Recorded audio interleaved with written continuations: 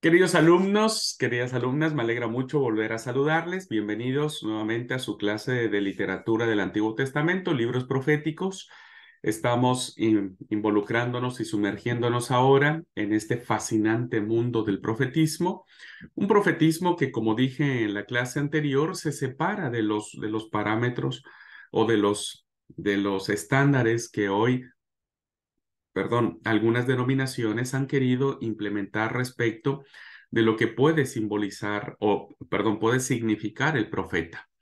En ese sentido, ¿no? Vamos a avanzar ahora en esta visión general que quiero plantear sobre los profetas, como para que los vayamos conociendo. Dije en la clase también anterior que muchas veces no nos interesa la literatura profética porque pensamos que eh, tiene que ver con el futuro, con artes adivinatorias, tiene que ver con rasgos así medios estrambóticos, y en muchos casos se nos hace muy pesada la literatura profética, muy densa, porque nos habla de nombres extraños, de pueblos extraños, de sentencias extrañas, de oráculos que no entendemos, que es más, ni nos importa, ¿no? ¿Qué nos va a importar a nosotros la advertencia que tiene Abdías sobre los idumeos? Y nada, no, ni nos importa ni nos interesa porque de los idumeos no conocemos ni siquiera el nombre, ¿no? Entonces, es muy importante que nosotros al menos conozcamos un poco de los profetas, de su mensaje.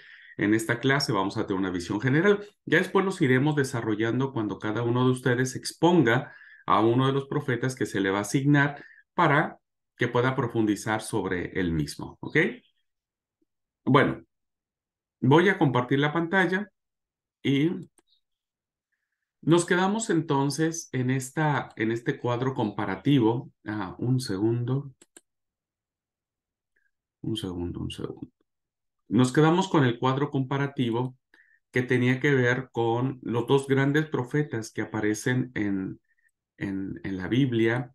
Uno es el personaje llamado Moisés, a quien la tradición bíblica no solo le da la concepción de ser un gran legislador, o un gran liberador o libertador, sino también le da el carácter de profeta. Y bueno, nos quedamos entonces en la comparación que tenía que ver con eh, entre el profeta Jesús, el profeta Moisés y el profeta Jesús. ¿Ok? Bueno, en eso nos quedamos la clase pasada. Ahora, vayamos ya a sumergirnos entonces al conocimiento general, insisto, del profetismo. Y para eso tenemos que centrarnos en los siglos 13 y 9 antes de Cristo con los profetas carismáticos, es decir, es el profetismo antiguo. Cuando yo les decía a ustedes que hablábamos de profetas, no solamente tenemos que considerar a Isaías, Jeremías, Ezequiel, etcétera, sino que desde muchos siglos atrás, siglo XIII, ¿no es cierto? Ya encontramos rasgos de profetas que van a demostrar su mensaje en muchas ocasiones a través de señales, a través de milagros o a través de acciones extraordinarias que van a llamar la atención del pueblo y los van a tener en muy alta estima. Porque la palabra del profeta, cuando hablamos de los profetas carismáticos, pues hablamos de aquellos que en tiempos antiguos debemos considerarlos como portadores ya o voces de Dios en ese contexto histórico. Bueno, tenemos entonces en los primeros tiempos, situándonos entre el año 1250 y el año 1000 antes de Cristo, lo que se le empieza a considerar con el nombre de videntes, ¿no? Videntes. A los profetas se les va a dar esta denominación. No lo voy a abarcar ahorita, ya en las siguientes clases voy a hablar sobre la diferencia que existe entre el profeta, entre el vidente, el visionario, ¿no? El hombre de Dios, que son los nombres con que se les va a determinar en estas épocas a estos personajes que van a hablar en nombre de Yahvé. Y también vamos a ver acerca de que tienen una característica como de juez también, ¿no es cierto? en estos tiempos, van a tener este rasgo de gobernar. Eh, en efecto, en Israel, como en otros pueblos de su entorno, se encuentra la existencia y la acción de personajes que fueron dotados de un espíritu más alto, ¿no? Entre comillas. Ya en épocas o en historia antigua, se le da a estos hombres, ¿no? Un, un, un rasgo, se les dota de una personalidad que ya de suyo propio significa algo elevado, ¿no? El espíritu más alto, que viene a ser básicamente videntes y guerreros que pueden conocer y realizar acciones extraordinarias distintas de las normales. Que es lo que les decía, hay un aspecto, un rasgo distintivo que los hace sobresalir del común. Por eso, no obstante, en este contexto, la Biblia nos ha realizado o nos ha dejado un testimonio particular respecto de estas personas. Por otro lado, se condena a aquellos videntes que van de la línea de la adivinación o hechicería. Esto es muy importante que lo aprendamos a diferenciar. ¿Por qué?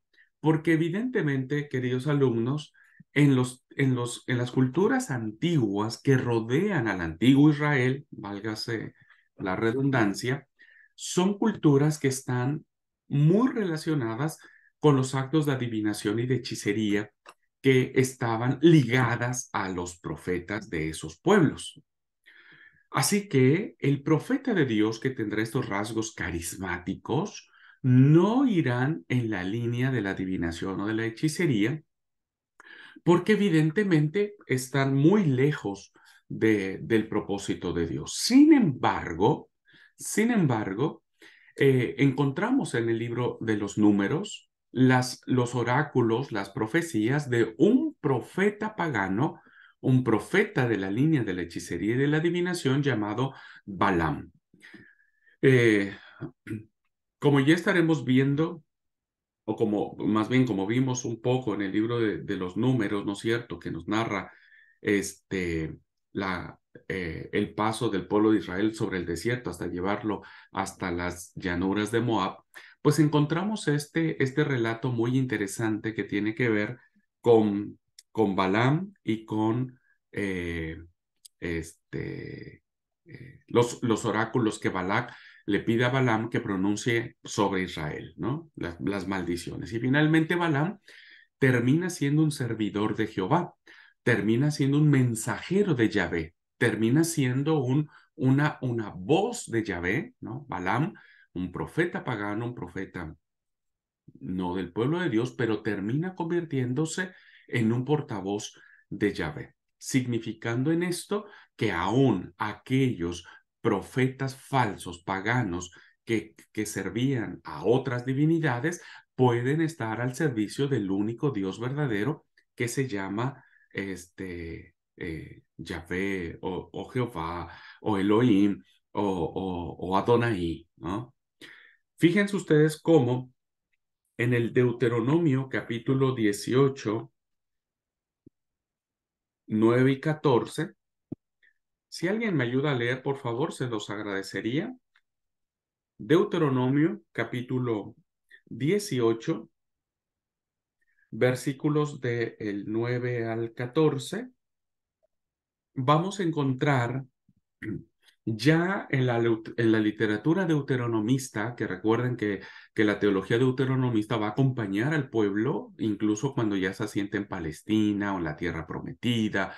Y recuerden que la historia deuteronomista va a seguir siendo el fundamento teológico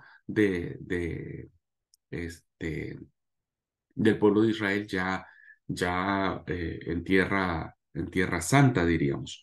Por favor, ¿alguien quiere? 18, ¿qué, perdón? 18 del 9 al 14 del Deuteronomio.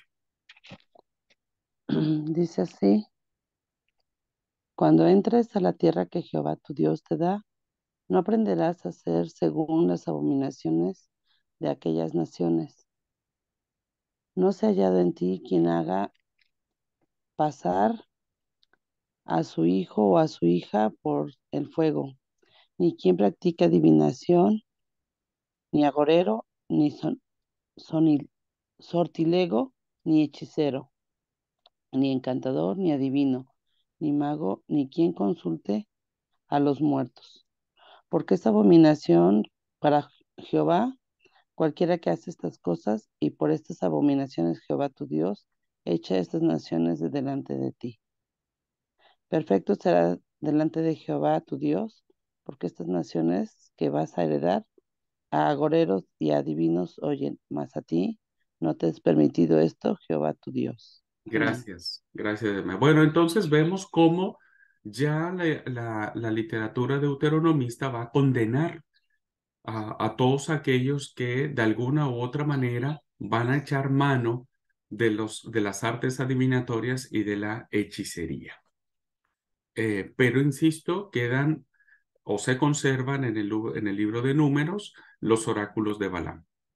También en esta época, estamos hablando de los siglos XIII al 9 antes de Cristo, vamos a recordar y admirar a los carismáticos guerreros que se les llamará jueces, ¿no? Estos jueces o estos personajes que van, algunos de ellos, a tener ciertos rasgos, diríamos, sobrenaturales, que van a estar poseídos por el espíritu, ¿no? Van a ser, por eso es la diferencia que hay entre estos personajes y el resto de las personas de las tribus, van a estar poseídos por el espíritu de Jehová vendrá sobre ellos y ellos harán ciertas y determinadas acciones que los van a colocar en el libro de los jueces.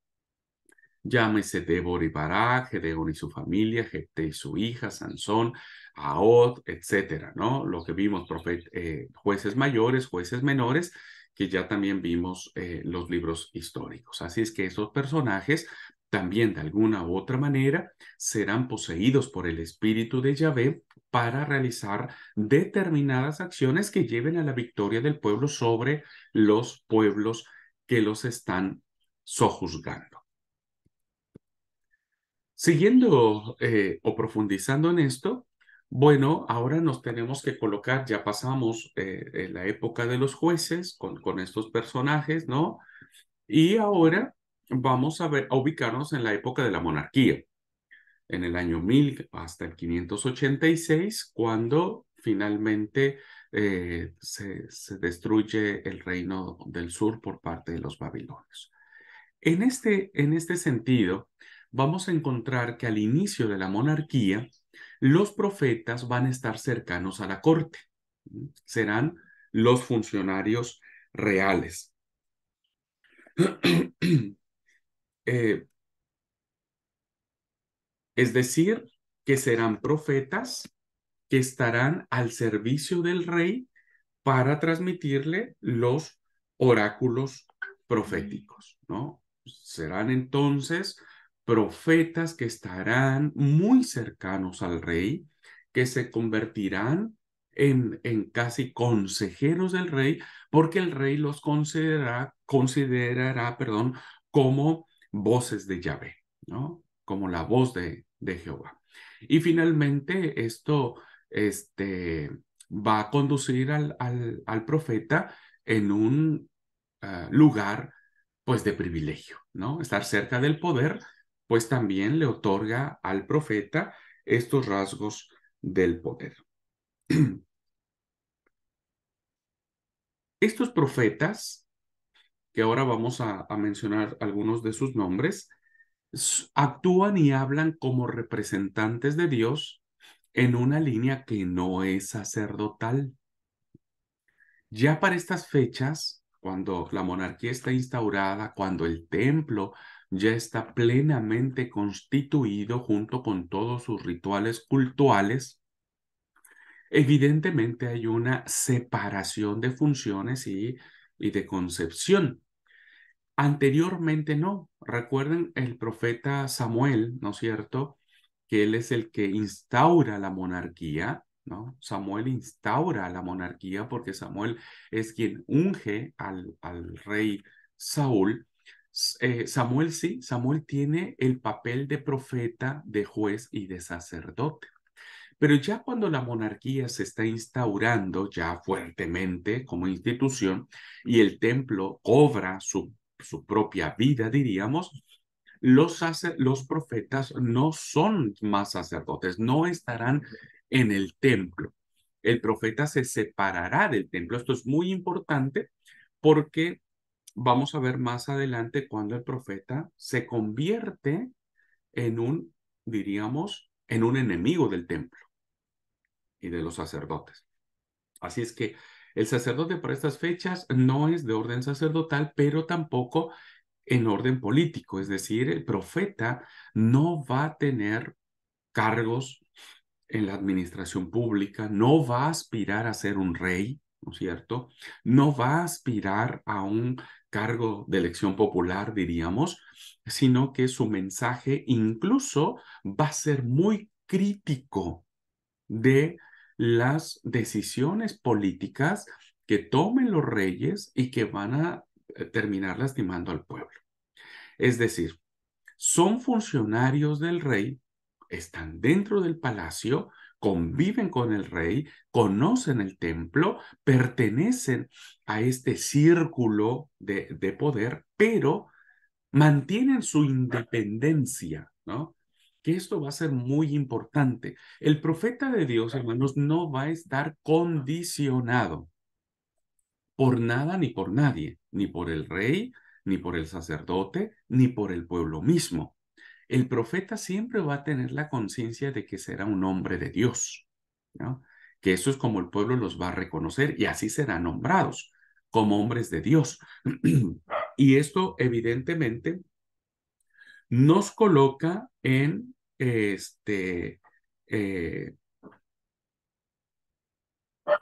en una autonomía que nadie puede como que poner en duda, ¿no? Así que en esta época, para estas épocas que tenemos del inicio de la monarquía, ¿no? Y que empiezan a figurar ciertos personajes proféticos con tintes carismáticos, que evidentemente algunos desconocemos sus nombres. Como ya vamos a ver en otras clases, hay profetas que son profetas anónimos, ¿sí? Profetas anónimos que actúan, que traen mensaje de Yahvé, pero que no sabemos sus nombres. Así que bueno, en esta época tenemos, como ya mencioné, a Samuel, ¿no? Tenemos los dos profetas que van a estar muy ligados al reinado de David, que serán el profeta Gad y el profeta Natán. Son dos de los personajes más importantes que encontramos en, en, en actuar en función del rey David. Tenemos al profeta Agías de Silo, que este va a ser el profeta del rey Jeroboam. Tenemos al profeta Semaías, que será el profeta del rey Roboam. Tendremos los profetas falsos de Ahab, ¿no? Tenemos los profetas falsos de Ahab. Tenemos a Miqueas de Jimla en tiempos de Ahab también, del rey Ahab. Tenemos a Hulda, que es la profetisa en tiempos del rey Josías. Y tenemos a Nodaías, profetisa principal en los tiempos de Nehemías. Así que este será el conjunto de profetas que tenemos nombrados, ¿no? Y que van a tener un cierto, ya cuando veamos con detalle a cada uno de ellos, estaremos viendo qué acción dijeron, cuál fue su rol ante los reyes, cuáles fueron algunos de sus oráculos. Bueno, el más recordado de todo esto es del de Natán, ¿no es cierto? Cuando enfrenta al rey David para hacerle ver su pecado, etcétera. Así es que solamente como una visión general, para que más o menos veamos, estos serían algunos hombres y mujeres que en la antigüedad fueron considerados como profetas de Dios. Bueno, dentro de esto, que es, acuérdense, estamos dentro de la monarquía, ¿no? Estamos dentro de la monarquía. Vamos a ver en estos tiempos el actuar de dos profetas importantísimos de el reino del norte, que serán el profeta Elías, el profeta Eliseo. Los dos primeros grandes profetas que los estaremos ubicando entre el 874 y 852, que van a ser considerados como los grandes profetas del yavismo. ¿Por qué? Porque estos dos grandes profetas tendrán dentro de su vocación la responsabilidad de volver al pueblo a un monoteísmo que no se tenía en esos momentos cuando el reino del norte había sucumbido ante los encantos de Baal. Entonces, el pueblo de Israel, pues había abandonado la idea del pacto de la alianza que hicieron sus padres en el Sinaí, donde ellos prometieron que Yahvé iba a ser su único Dios y que Dios sería su único Señor y que Israel sería su único pueblo. Bueno, para estas fechas ya Israel ha sucumbido ante los encantos de Baal y se ha dejado seducir por sus profetas y ha empezado a hacer adoración, ritos y sacrificios a esta deidad cananita. Así que Elías y Eliseo tendrán un papel muy importante al respecto. En el caso de Elías, ¿no es cierto? Las tradiciones bíblicas van a recoger la fuerte lucha que Elías hizo en favor de Yahvé, que como dije, parecía imponerse en Samaria un culto religioso de tipo cananeo y fenicio relacionados con estas dos deidades, con Baal y con Asera.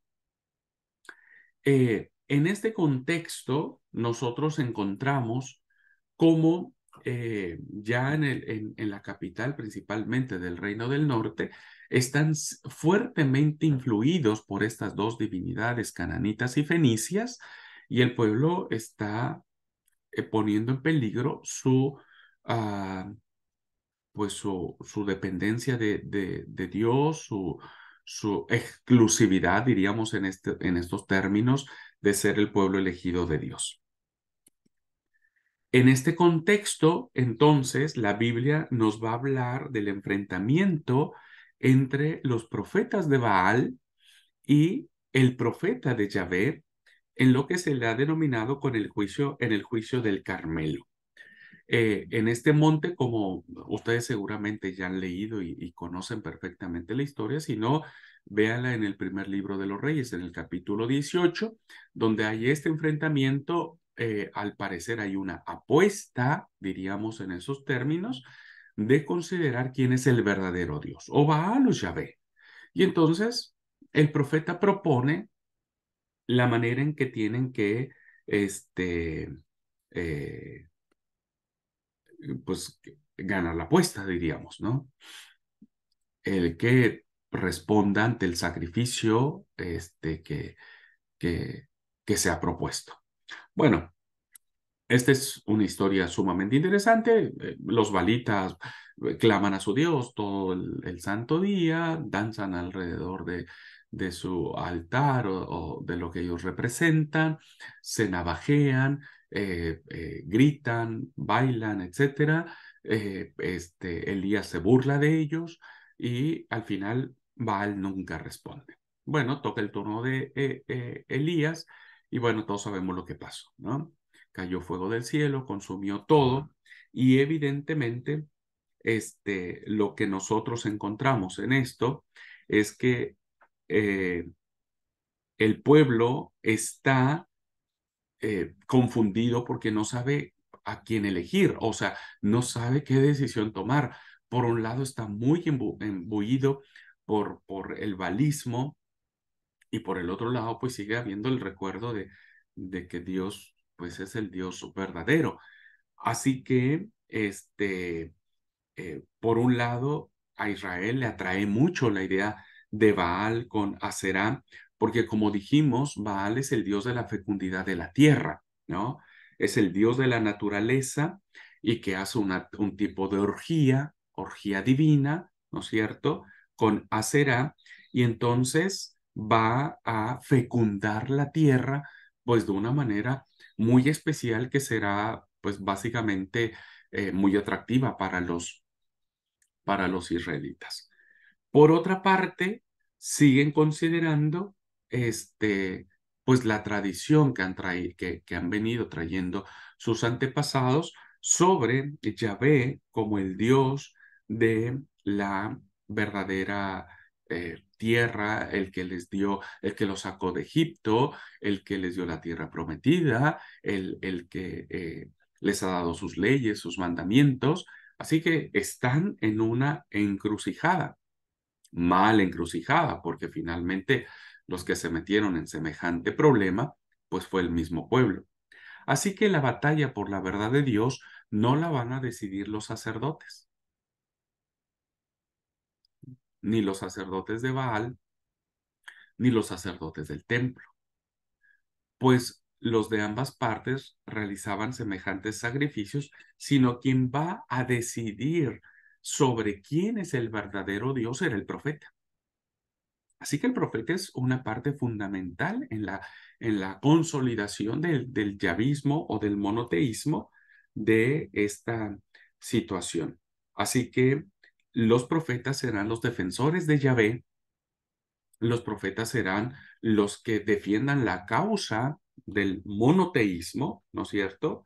En contra de los Baales, en contra de los seguidores de Aserá, en contra de aquellos que seguían a estos falsos profetas como los seguidores que estaban en la corte de Jezabel. Recuerden que Jezabel es la esposa de Ahab, y que del rey, ¿no es cierto? Y que bueno, esta pues trata de perseguir al profeta Elías pues para matarlo porque le han matado sus profetas. Así es que el profeta va a ser el único representante de Dios en medio de toda esta desviación que el pueblo ha tenido. Así que los profetas de Baal aparecen como profesionales, ¿no es cierto? Que no logran los profetas de Baal ni hacer que caiga fuego del cielo. No pueden los profetas baalitas curar a los enfermos ni alimentar a los hambrientos. Estos personajes falsos, diríamos, o no, bueno, diríamos que sí, falsos en el sentido desde el punto de vista bíblico, ¿no es cierto? Desde el punto de vista de sus religiones, pues eran profetas verdaderos, pero ninguno de estos profetas podía hacer todo esto, sin en cambio los profetas de Yahvé sí lo podían hacer. Así que encontramos historias, tradiciones bíblicas que se le atribuyen a Elías Eliseo, ya que estos provocan tanto fuego del cielo, en el monte del Carmelo, curan enfermos o resucitan personas, ¿cierto? Alimentan a las personas enfermas o a los que ya están a punto de morir, y ninguna de estas cosas lo hacen los profetas de Baal. Así que al hacer estos actos carismáticos, hacen que Elías y Eliseo se conviertan entonces en representantes fieles de la verdadera religión monoteísta dada a Yahvé como el Dios de la alianza. Estos dos grandes profetas entonces serán representantes de esta religión como una religión que va a evocar, que va a proteger la concepción del Dios de la alianza, del Dios del pacto, del Dios que le pidió a su pueblo que no se desviara en poses de dioses ajenos, que no siguiera los actos ni de adivinación, ni de hechicería, ni de brujería, ni que siguieran a falsos profetas. Es un Dios en donde Él establece una fidelidad ética. Ya lo platicamos en la clase pasada acerca de que los profetas van a tener unos valores éticos sumamente superiores a los que se establecen en cualquier cultura. Por lo tanto, los profetas como Elías y Eliseo no serán servidores del rey, porque ya estos profetas ya no estarán cerca del trono, como si estuvieron los primeros profetas, hombres y mujeres muy ligadas a la corte real. Ahora estos profetas, tanto Elías y Eliseo, han dejado el trono, los palacios reales, y ahora estos profetas son profetas del pueblo. Por eso el pueblo recoge estas tradiciones, porque son profetas que van a hacer bien al pueblo, ¿no? Van a estar con el pueblo y sus mensajes serán en función de la defensa del pueblo. Eh, este, consecuentemente, van a ser profetas críticos del poder. Van a condenar el poder y por eso, pues los persiguen, ¿no? Principalmente al profeta Elías, donde Jezabel, tomando la posición que ella tiene, terminará condenando al profeta. Si es que los profetas no serán Elías y Eliseo servidores del rey, estarán ya lejos de la corte, ¿no? No tendrán nada que ver ni con el templo ni con la corte, sino que ahora serán profetas del pueblo. Así que las tradiciones bíblicas van a hablar sobre ellos como los grandes garantes o eh, protectores de el yavismo, ¿no? Del yavismo o de Yahvé. Bien, en cuanto a la literatura de estos profetas, debemos reconocer que no aparecen como escritores, es decir, no hay un escrito o un libro del profeta Elías, no hay un escrito o un libro, un pergamino, un códice del profeta Eliseo, es decir, estos profetas no tuvieron el carácter de redactores. Perdón, recuerde que la redacción de la profecía viene muchos siglos después.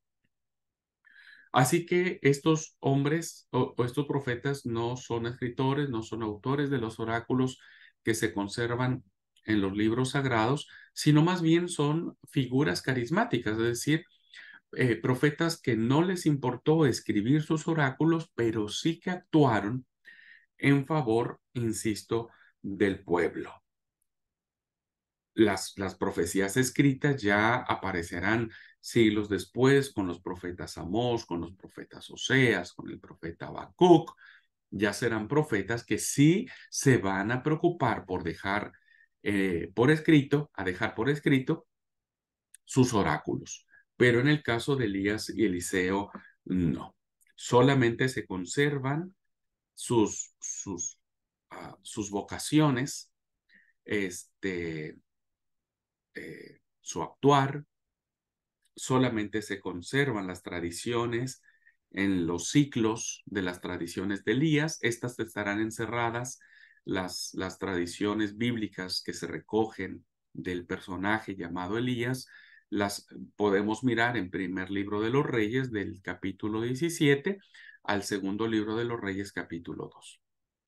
Y las tradiciones que encierran las acciones del profeta Eliseo las encontraremos en el segundo libro de los Reyes, del capítulo 2 al capítulo 13, en que insisto de manera puntual, se destaca en estas tradiciones la fidelidad de la fidelidad a Jehová y la realización de milagros tanto en Israel como en tierra gentil. Este dato, queridos alumnos, es fundamental porque incluso el mismo Señor Jesús, en su mensaje universalista de salvación, ¿no? Vieron que el Señor Jesús vino a morir por todo el mundo, por todo. Los judíos de su tiempo le juzgaban al Señor o le criticaban o le echaban en cara que abriera la salvación a otras naciones o a los pecadores o a los gentiles, a los publicanos, a las prostitutas, etcétera. Y entonces Jesús va a utilizar las dos, eh, va a utilizar, perdón, la historia de Eliseo, ¿no es cierto?, que hace bien a una mujer viuda, resucitando a su hijo, pero que no era del pueblo de Israel. Es decir, Jesús va a retomar a un profeta carismático como punto de partida, diciendo, bueno, si Eliseo, siendo el gran profeta, del judaísmo, hizo un milagro, ¿no es cierto?, que estaba fuera de los límites de lo que se consideraría como la patria de Israel y se le ha reconocido y se mantiene en las tradiciones bíblicas. Jesús dijo, bueno, pues ya desde antaño la salvación o el favor de Dios estaba no solo a favor de Israel, sino también a favor de todos los gentiles.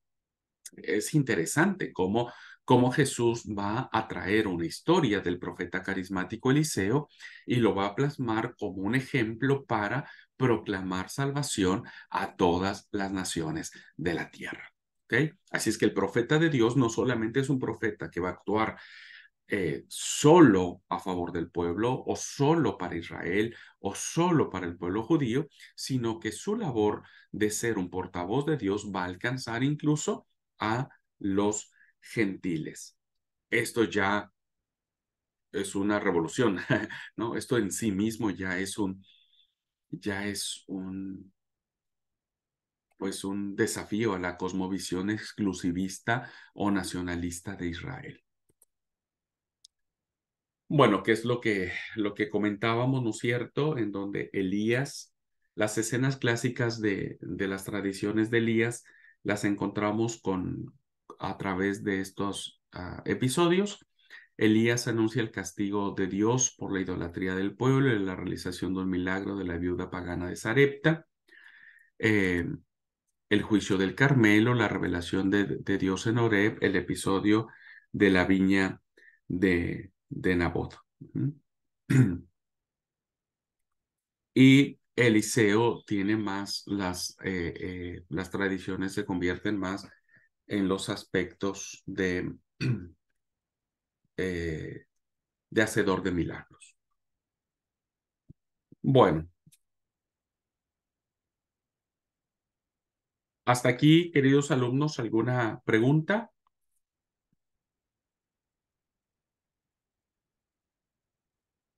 ¿Algún comentario?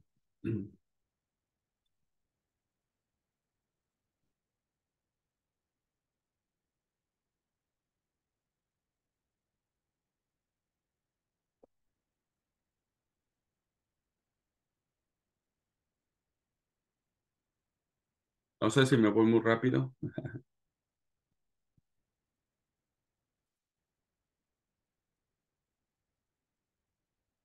Voy a hacer una aclaración. Sí, Mario, ahora un segundo, perdón. Yo me confundí cuando hablaba este aparece en el Evangelio de Lucas capítulo 4. No era Eliseo, era Elías quien hizo, que fue enviado a la viuda de Sarepta de Sidón, fue Elías, pero el dato de Eliseo es que Eliseo es quien hace, en la época de Eliseo es quien hace la sanación de Naamán, ¿no? El sirio de Naamán.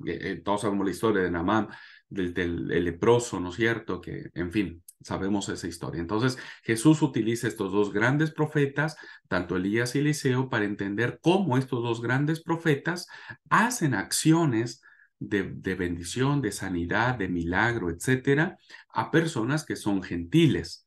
Esto lo encontramos en el capítulo 4 de Lucas, versículos 25, 26 y 27. Solo quería hacer esta aclaración, me confundí, no fue Eliseo, era Elías, pero en épocas de Eliseo se hizo la sanación de Naaman. Adelante, Mario.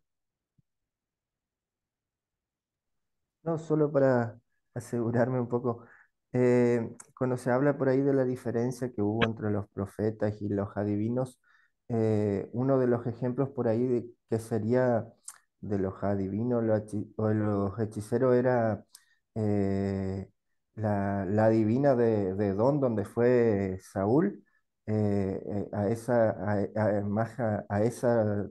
referencia por ahí se hace, eh, o a esto se hace referencia entre la diferencia entre ambos, entre los profetas que eran de Dios y la divina por ahí que no. Sí, sí, este es un clásico ejemplo de lo que es el falso profeta y de lo que es el profeta de Dios. ¿Cuál fue la condena de la tradición bíblica que se hace sobre Saúl? Pues básicamente es la pitonisa o la divina de Endor, ¿no es cierto? En donde evidentemente ese acto va en contra de la teología deuteronomista, ¿no? Eh, y que evidentemente vamos a tener una clase, si no mal recuerdo, porque eso lo hice el año pasado. Voy a explicar qué significa la, el relato de la pitonisa, porque eh, ahí se ve que quien sube, diríamos, de,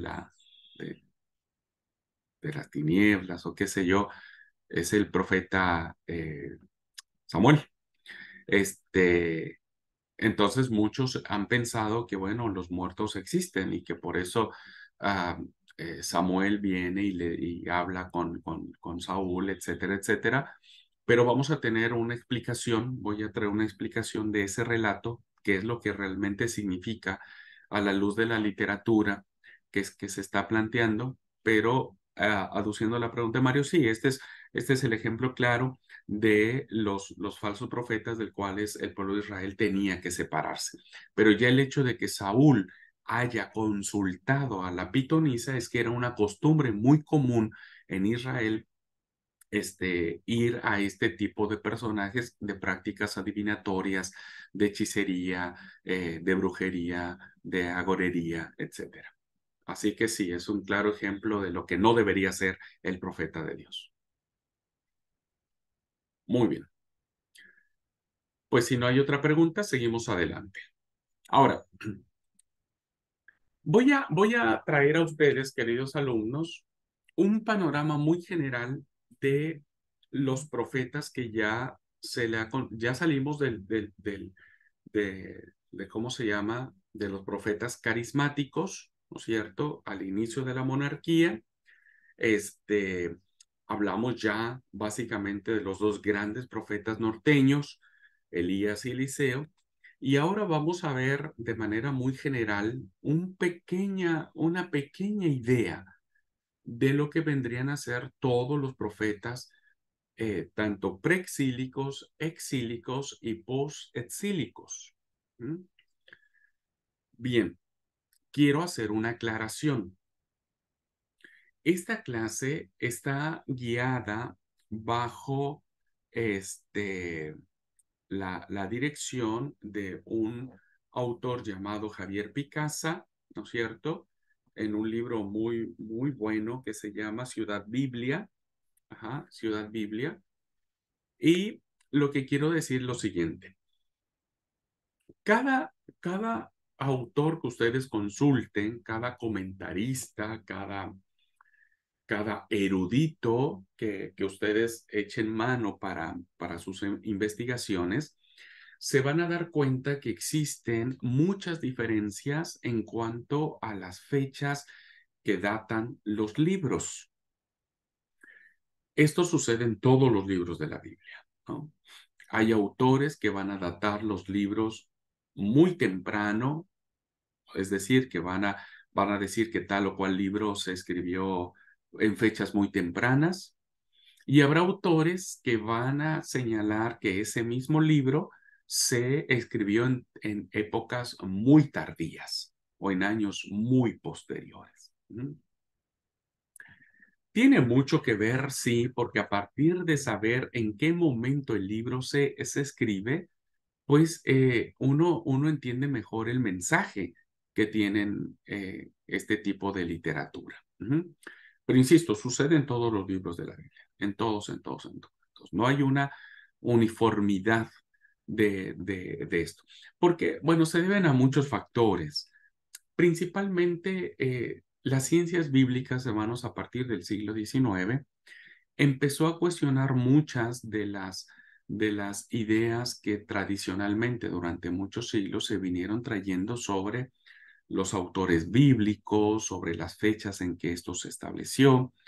Lo vimos claramente en el ejemplo de Moisés. Durante muchos años o siglos se creyó que la Torá o el Pentateuco había sido escrito por Moisés. No fue hasta el siglo XIX donde la crítica bíblica, a través de sus diversas hipótesis, ¿no? La hipótesis documentaria, las tradiciones de las formas, la crítica literaria, etcétera, etcétera, determinó que era prácticamente imposible que Moisés haya escrito el Pentateuco.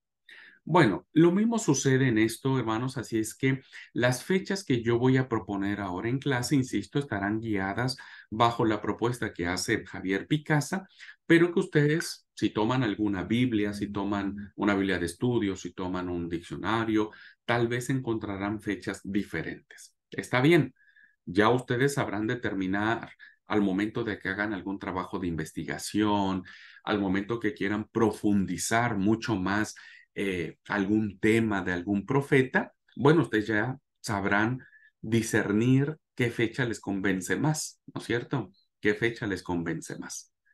Eh, o qué autor les convence más en cuanto a la propuesta que está haciendo al respecto. En este caso, como dije, quiero guiarme bajo el principio de este autor que quiero presentar ahora en clase. Muy bien. Dicho esto, para que sepan, y esto va a suceder en muchas partes de nuestras clases, ¿no? Así que por favor no se preocupen en decir, es que yo vi en un comentario que era una fecha diferente, etcétera. Va a depender mucho el análisis del autor que haga sobre los libros. En lo particular me incliné sobre este autor para plantearlo. Bueno. Bien, empezaremos por los tres primeros grandes profetas preexílicos. Como su nombre mismo lo dice, son antes del exilio. Estamos ubicados en los siglos 7 y sexto, séptimo y sexto, antes de Cristo, ¿no es cierto? Donde vamos a encontrar al profeta Amós, al profeta Oseas, al profeta Miqueas. Bien, el primero sería el profeta Amós. El profeta Amós va a desarrollar su vocación profética entre los años 780 al 740 a.C. El profeta Amós será un nativo o será natural de un pueblo llamado Tecoa, que es un pueblito que está junto a Belén.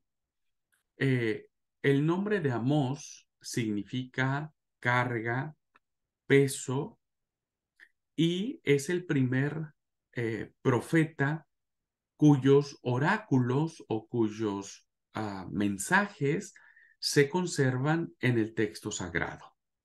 El profeta Amós era un profeta muy importante en este sentido, porque será un profeta que denunciará la injusticia social. Es decir, va a ser un profeta que va a denunciar al rico opresor, no la riqueza en sí misma, sino cómo la riqueza termina siendo un arma para desviar al pueblo, ¿no es cierto?, del verdadero compromiso con su hermano. Así que la riqueza terminará siendo un arma de sojuzgamiento, de sometimiento, de esclavitud hacia las personas indefensas. Por eso, el profeta Amós, que es originario del reino del sur, pero que va a ser llamado a proclamar su mensaje en el reino del norte. Así es que será un profeta sureño, pero que Dios los llamará a proclamar palabra de Dios contra los santuarios del reino del norte, principalmente contra Betel. contra Betel. Entonces, es un profeta que sus oráculos irán en contra de Israel. Insistió en la justicia social y ¿por qué? Porque el pobre estaba siendo reoprimido por el rico, ¿no es cierto? Y que evidentemente esto provocó pues graves desigualdades sociales que, insisto, en términos éticos, esto es imposible de soportar, ¿no es cierto? Es imposible de soportar. También el profeta Amós va a denunciar la caída, es una denuncia política porque Amós va a anunciar la caída de los reinos tanto de Israel como de Judá, ¿no es cierto? Pero prácticamente del reino del norte. Es un profeta que va a decirle al pueblo que va a tener que cambiar su estrategia porque finalmente eh, yo creo que Israel tuvo todo lo necesario para saber que si no cambiaba su actitud iba a terminar destruido. Bueno, el gran profeta Amós es un profeta muy profundo y de verdad muy importante, así que bueno, ya estaremos hablando un poquitito sobre él. Bueno, después tenemos al profeta Oseas, el profeta Oseas que tendrá su vocación profética entre el año 740 al 725 antes de Cristo. Su nombre en hebreo significa salvación o significa salvado, ¿no? Cualquiera que sea la denominación. Este profeta va a desarrollar su misión o su llamado profético en el norte. Tanto Amós como Oseas serán profetas norteños, o más bien que proclamarán la visión profética en el reino del norte, más próximo al 725. Bien, este profeta vincula su experiencia personal porque es uno de los profetas que Dios le pide que se case con una prostituta. Hay muchas lecturas al respecto, ¿no? Algunos consideran que no hubo tal matrimonio, algunos piensan que es una narración simbólica. Me inclino a pensar que pudo haber sido más una narración histórica, es decir, que sí, Dios le pidió a Oseas que se casara con una mujer prostituta y esta le engaña, ¿no? Esta comete adulterio. Bueno, esta es una experiencia que, como ya vamos a ver en las acciones simbólicas, tienen mucho peso en cuanto a los mensajes proféticos. Es decir, cada profeta utiliza algo, ¿no? Algo, un yugo, construir una tipo maqueta, quedarse mudo, andar desnudo, etcétera. Hay profetas que van a hacer acciones que con base en esas acciones tendrán un significado. Y en este caso, esta acción que el profeta hace de eh, eh, recibir a una esposa, a una mujer que ha sido tocada por muchos hombres y que además le engaña, pues será el símbolo de cómo Dios ve en Gomer, ¿no es cierto?, ah, la persona de Israel, o no la persona, el pueblo de Israel, ¿no?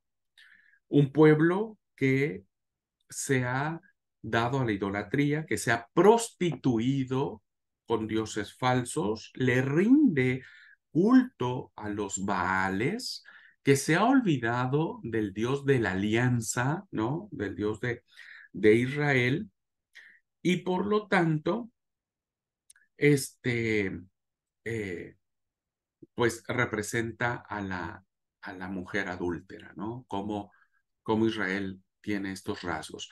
Y Oseas la perdona, porque Dios le pide que la perdone.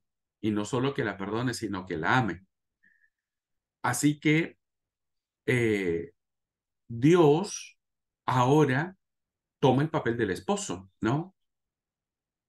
¿Por qué? Porque el esposo, como lo fue Oseas con Gomer, termina perdonándola, llamándola. Bueno, Dios termina perdonando y recibiendo a los israelitas adúlteros que se han prostituido con otros dioses. Es un mensaje hermosísimo, un mensaje muy profundo del profeta Oseas y que bueno, que tienen que ver mucho con la acción de Dios y del amor de Dios, ¿no? Un amor que muchos de nosotros no, no lo, eh,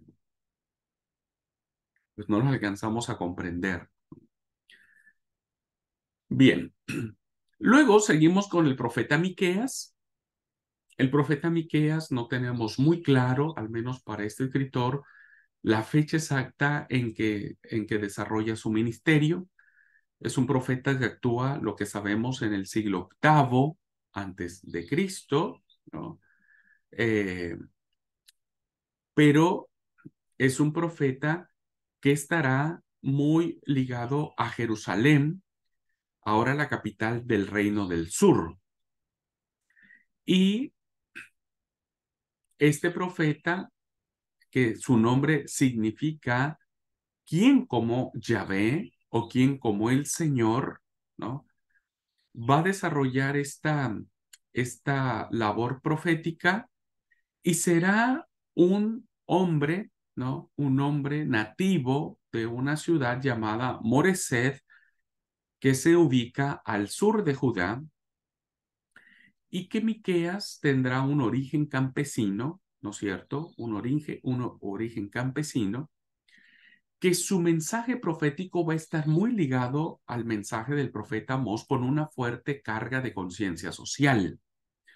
Es decir, que Miqueas, ¿no es cierto?, va a denunciar.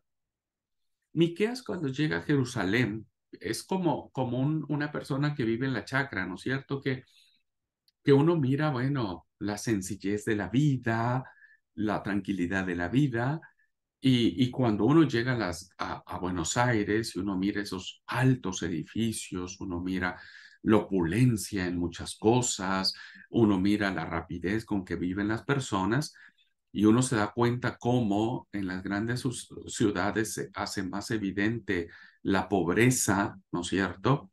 Baste ir, ¿no es cierto?, entrando a Ciudad Capital en Buenos Aires para darnos cuenta los barrios de pobreza, de marginalidad, y cruza usted una avenida y se encuentra con una ciudad cosmopolita, con una ciudad totalmente diferente. Bueno, Miqueas va a traer una fuerte y gran denuncia al sur, ¿no es cierto?, sobre esto, muy en línea del profeta Amós. Es muy probable que tal vez Miqueas haya conocido la profecía de Amós. Pero también el profeta Miqueas va a estar muy de acuerdo con el concepto de la soberanía de Dios que va a ser desarrollado por los profetas Oseas y el profeta Isaías.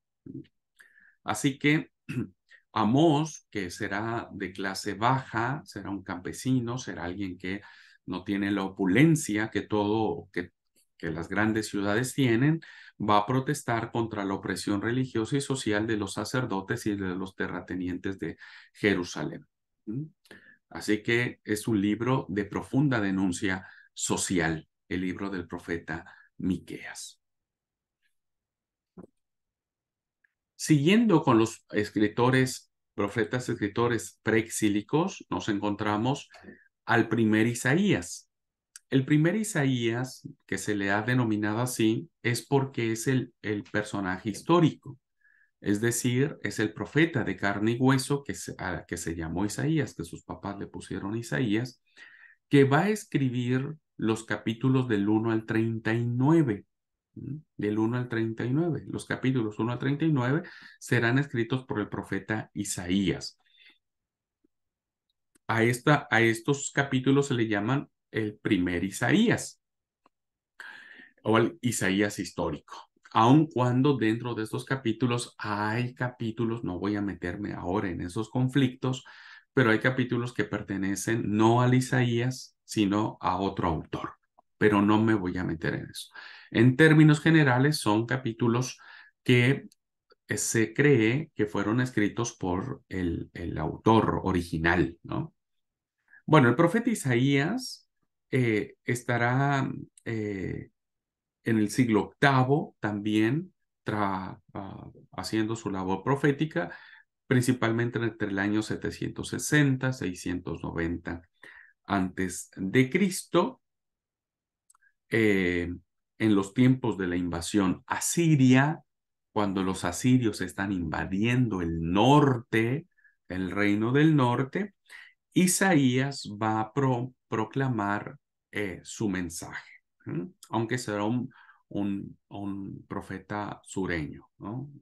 Sí, del sur, del sur. Bueno, el profeta Isaías es un profeta con profunda personalidad, con una gran personalidad, fuerte, recia, firme, determinante. Habría que mirar sus escritos y la forma en que los menciona.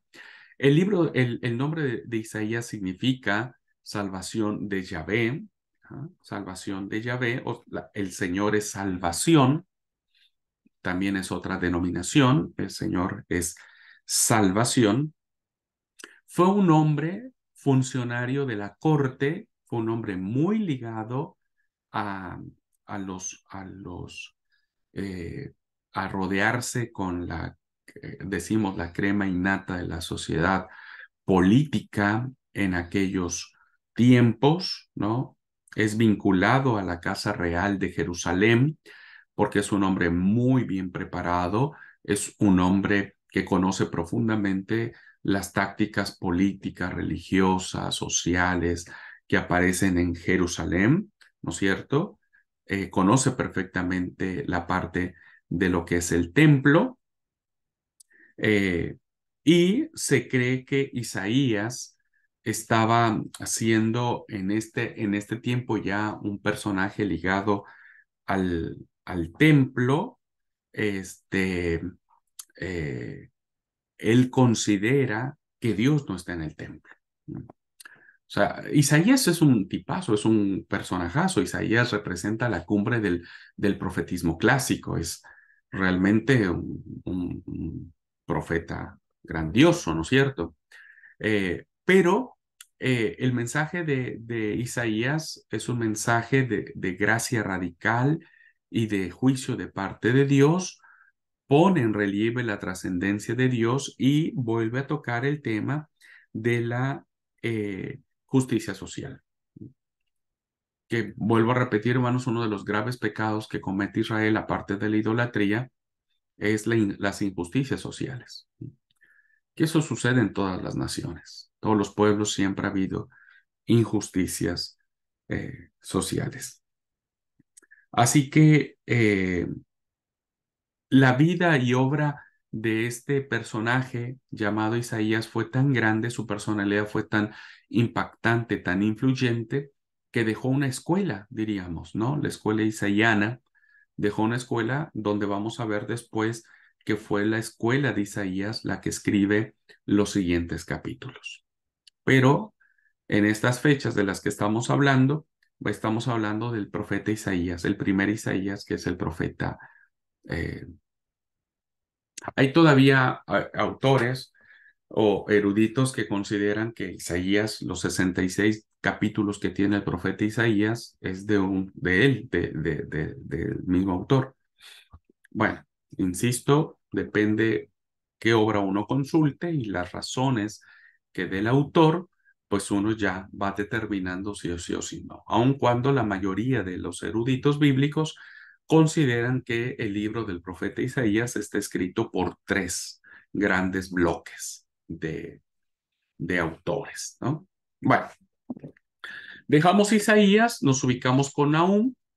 Este profeta va a actuar entre el año 668 654 antes de Cristo, que es donde va a desarrollar su llamado profético, un hombre llamado Nahum, cuyo significado del nombre significa consolación. Y al igual que algunos otros profetas como Miqueas, como Amós, será de corte rural judío. Será un profeta sureño.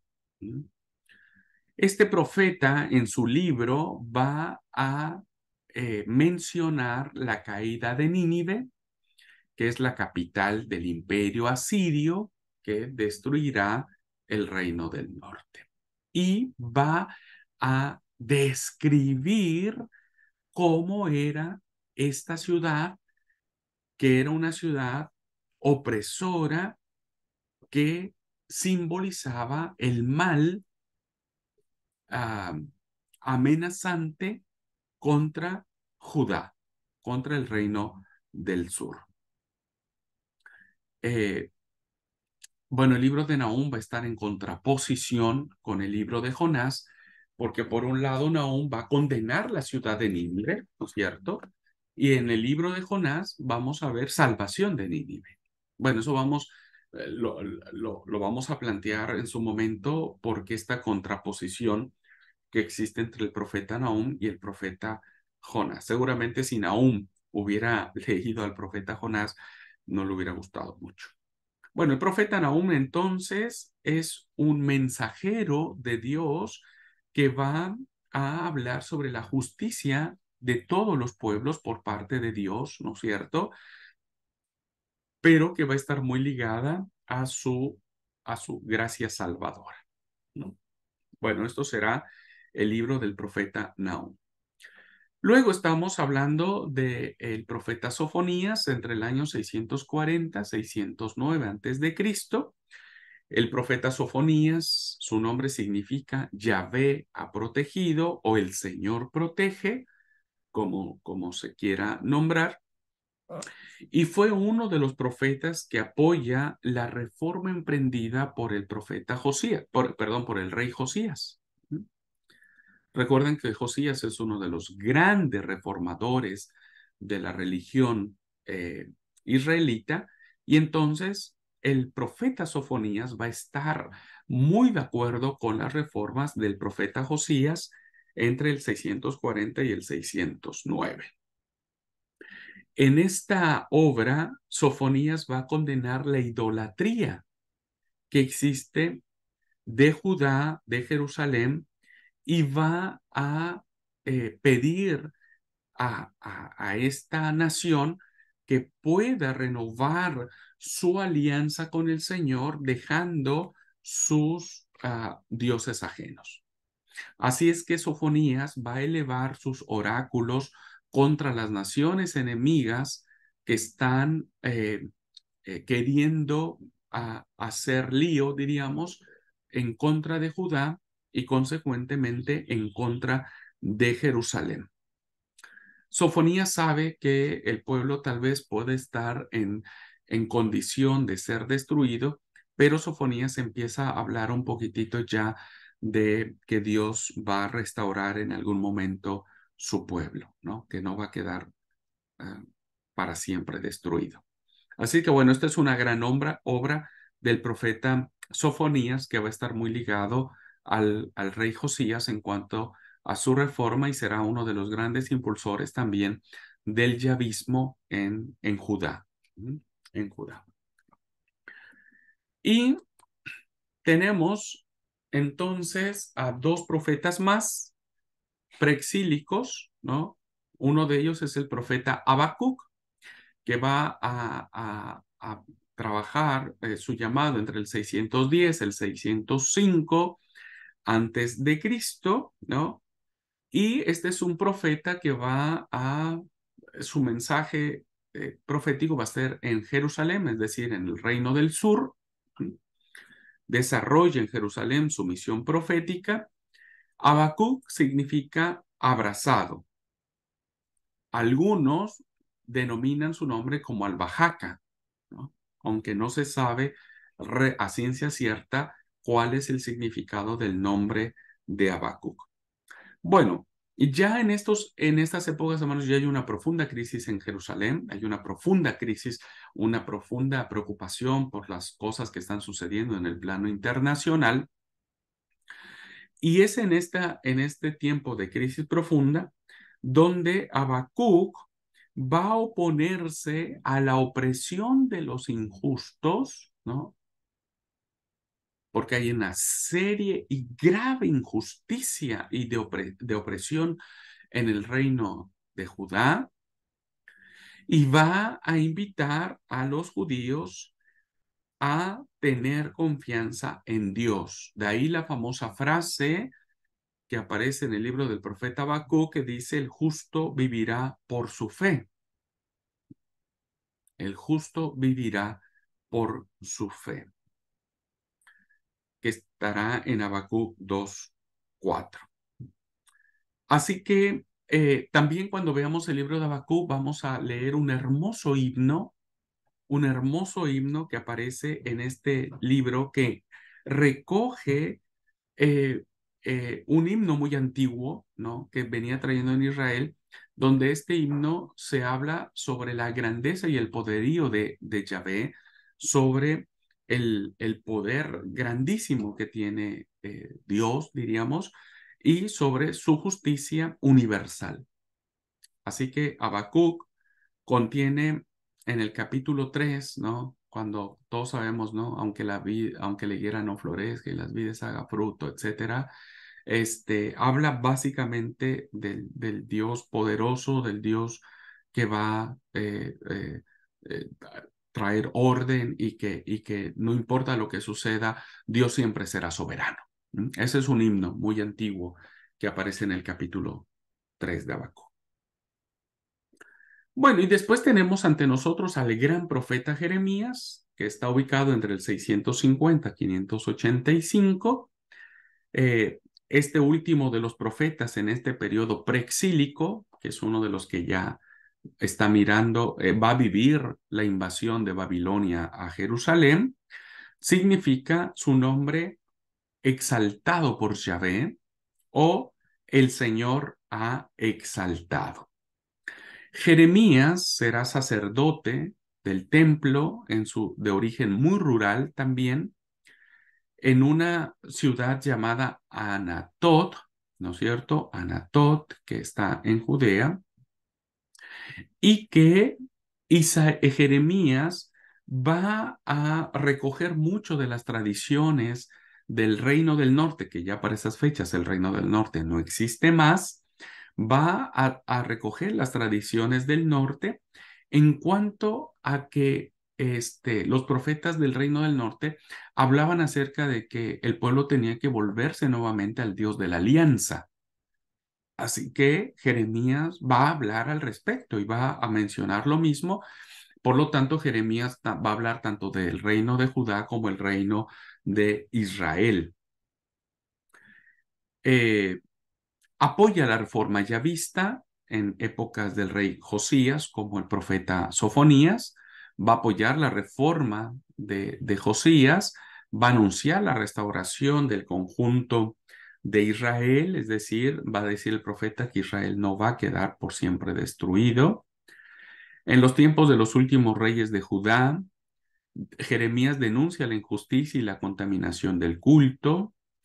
Apoyará a los exiliados judíos de Babilonia, les escribirá cartas a los exiliados, y tras la destrucción final del templo, por una situación que se da ahí con la muerte de Godolías, termina huyendo o lo terminan llevando a Egipto, donde morirá exiliado de su amada tierra santa o de Jerusalén. De Jeremías hay que hablar muchísimo, hay mucho que decir, pero solamente lo vamos a dejar así porque esto es una visión muy panorámica. Bueno, ok, voy a terminar esto y después nos vamos al receso. Después vendrían los profetas del exilio y posexílicos, que estamos hablando ya del profeta de los siglos VII y VIII. Bueno, aquí encontramos al profeta Abdías. No sabemos en qué momento Abdías proclama su mensaje, no, realmente no lo sabemos. Quizás el nombre de Abdías es un nombre simbólico, es muy probable que sea un nombre simbólico porque Abdías se traduce como siervo de Yahvé. Y en su pequeño libro, ¿no?, que como dijimos es librito, menos de media carilla, va a condenar a los idumeos que según Génesis eran los primos de los israelitas. Eh, y recuerden que los hijos de Esaú, que fueron gemelos de Jacob, según el capítulo 36. ¿Cuál va a ser la condena de Abdías en contra de los idumeos? Es porque estos, ¿no es cierto?, ayudaron a los babilonios en la destrucción de Jerusalén. Y todo aquel que se haya aliado para destruir a Jerusalén, pues eran enemigos eh, este, pues de Jerusalén mismo. Y por eso la denuncia del profeta Abdías. Luego tenemos al profeta Ezequiel, que él sí más o menos estará actuando entre el 597 y 570. Ezequiel tiene una función de ser sacerdote y profeta. Su nombre significa fortalecido por Dios. Y el profeta Ezequiel va a actuar durante los años en que Israel es desterrado, es decir, Ezequiel va a recibir su vocación profética en el exilio, en el destierro. Ajá. Será en Babilonia o allá donde fueron llevados cautivos, donde recibe la llamada de Dios aproximadamente en el 593, donde hay una visión que aparece en el capítulo del 1 al 3 del libro del profeta Ezequiel sobre el carro del Señor, ¿no es cierto? El carro de fuego de Yahvé, que simbolizará cómo Dios deja Jerusalén, Dios abandona Jerusalén para acompañar a su pueblo que ha sido llevado cautivo a Babilonia.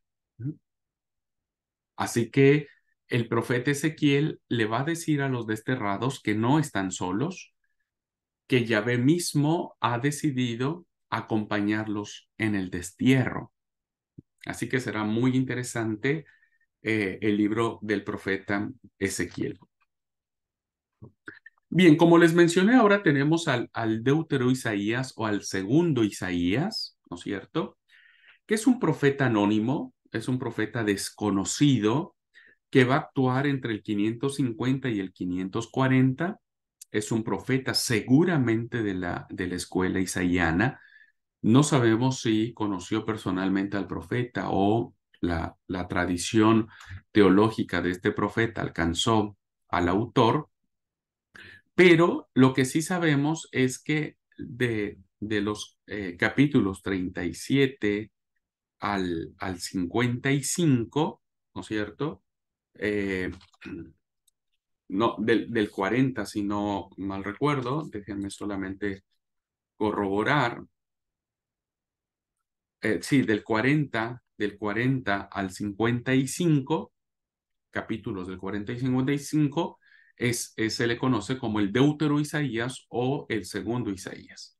Bueno, este profeta anónimo va a actuar en medio del dolor de un pueblo derrotado en Babilonia durante los últimos años del exilio, cuando empieza a triunfar Ciro, el rey de Persia. Es decir, es un profeta que va a anunciar una esperanza de que Dios va a visitar nuevamente a su pueblo y que no lo va a dejar cautivo en Babilonia. Son capítulos muy interesantes porque son capítulos con profundo dolor, que hay lamento, que hay tristeza, pero a la vez hay esperanza, ¿no es cierto?, de que lo que Israel está viviendo en el cautiverio no va a durar para siempre. A esto se le conoce como el segundo Isaías. Vamos a ver en estos capítulos básicamente cómo este autor va a hablar sobre que una vez que triunfe Ciro, el rey de Persia, pues la condición de esclavos va a terminar. Y tenemos entonces luego a dos profetas en esta época, será el profeta Ageo y el profeta Zacarías. El profeta, ellos estarán actuando entre el 520 y el 515.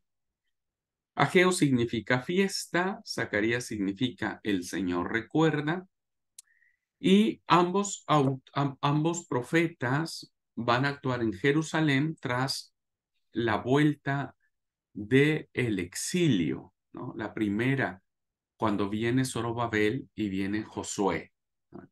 El primer retorno.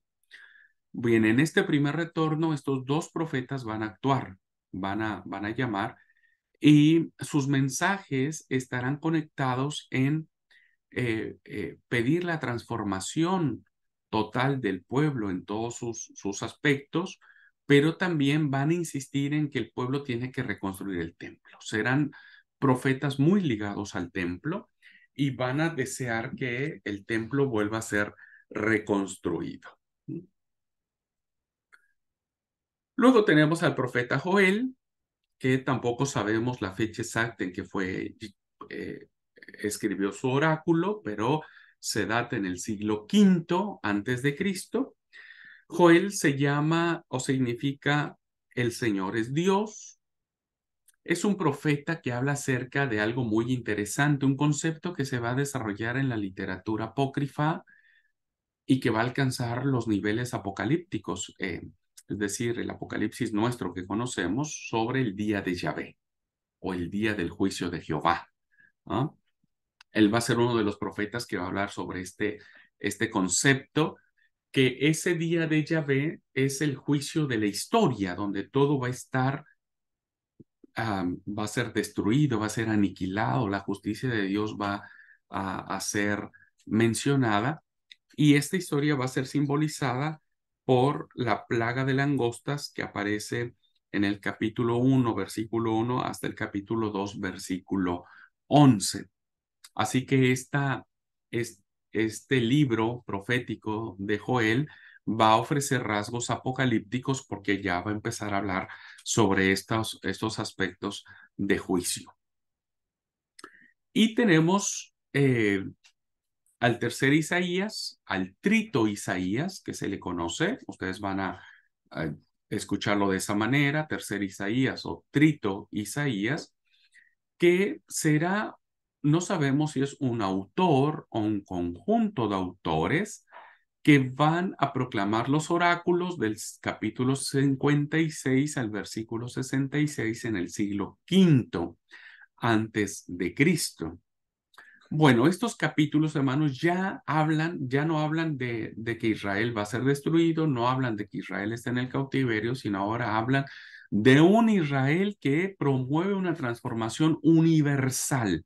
La salvación de Yahvé alcanza a todas las naciones de la tierra, pero que tiene que ser a través del culto del templo y de una vida del pueblo más justa, porque la justicia de Yahvé va a reinar sobre toda la tierra. La igualdad entre las naciones y entre los seres humanos será uno de los grandes pilares que anunciará el trito Isaías, ¿no? Y que encontraremos a partir de los capítulos 56 al 66. Y finalmente tenemos en esta etapa al profeta Malaquías. El profeta Malaquías significa mi mensajero. Este profeta actuará entre los siglos V y IV antes de Cristo.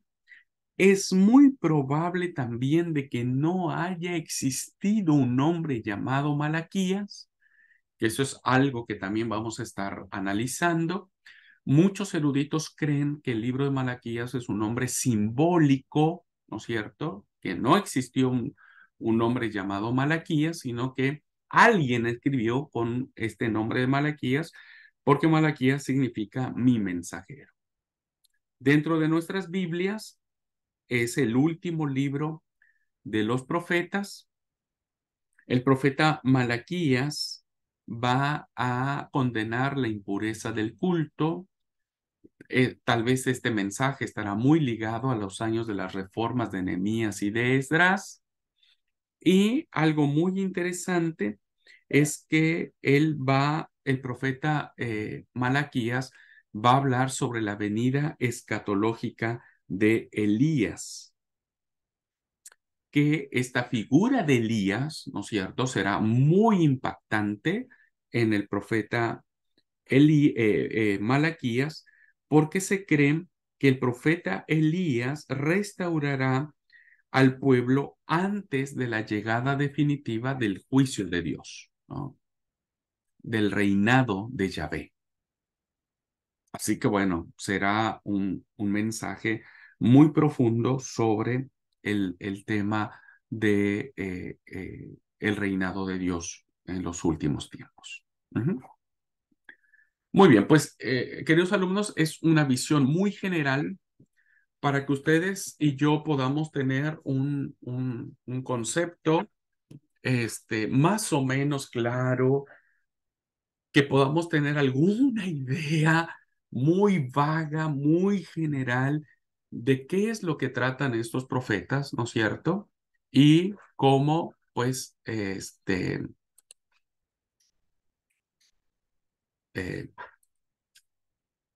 el mensaje profético encierra grandes cosas, grandes conceptos,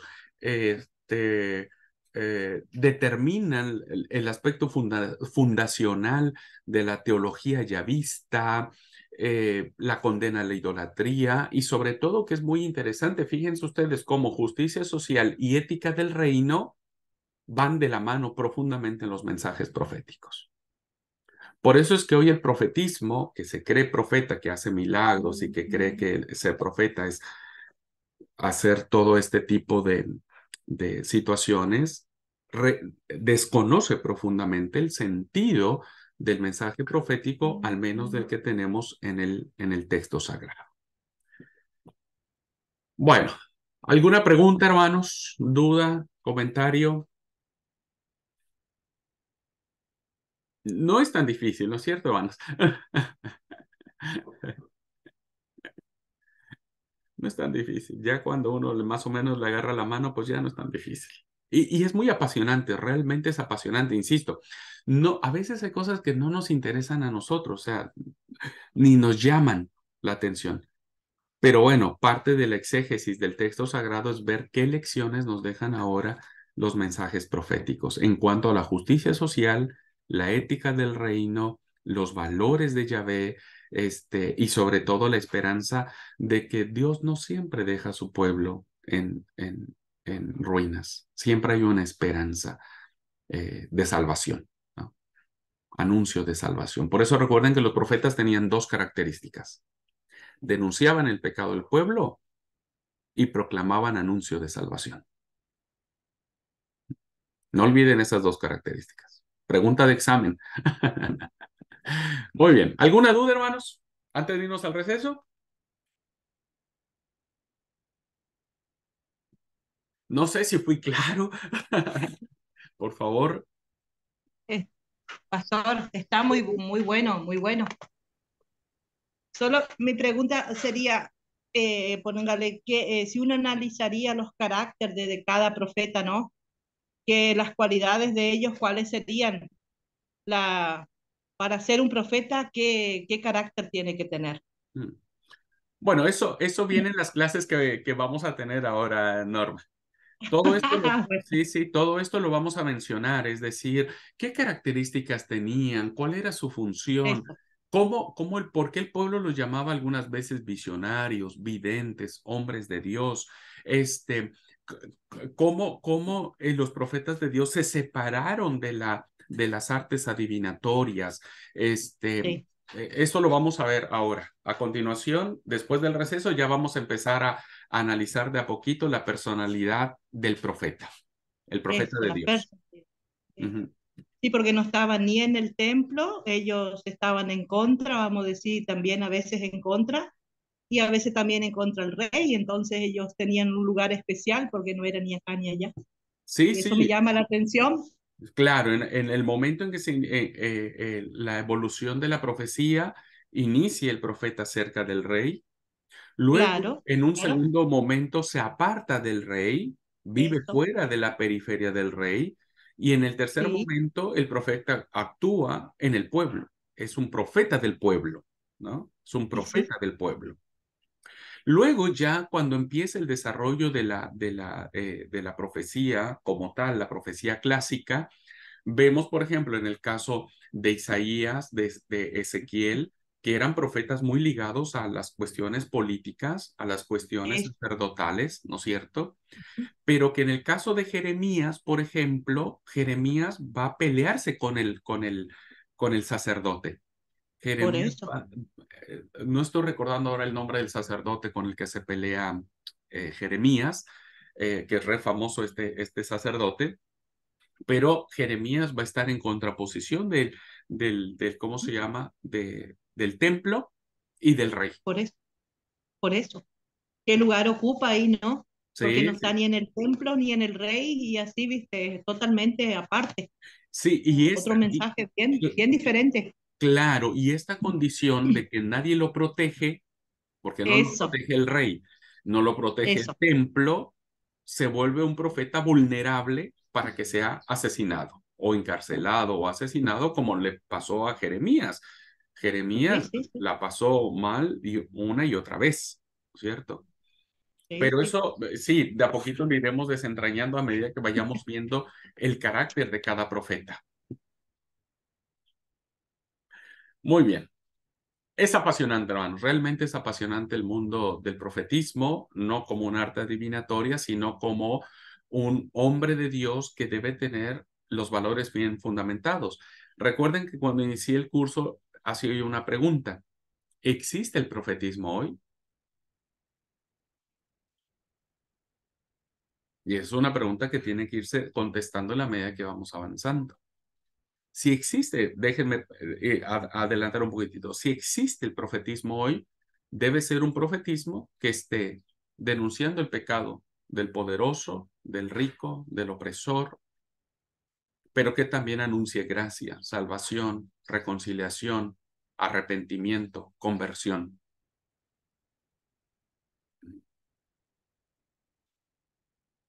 Interesante. Eh, creo que yo soy solo un simple profesor, gracias a Dios. Muy bien, pues si no hay ninguna pregunta, hermanos, si pudo ser clara esta introducción, vamos a tomar 10 minutitos de receso y volvemos ya para empezar de a poquito a entrar a este mundo fascinante del texto sagrado. Les pido que tengan sus Biblias a la mano porque vamos a ver algunos textos que estaremos compartiendo. Tomamos 10 minutitos y volvemos a la clase.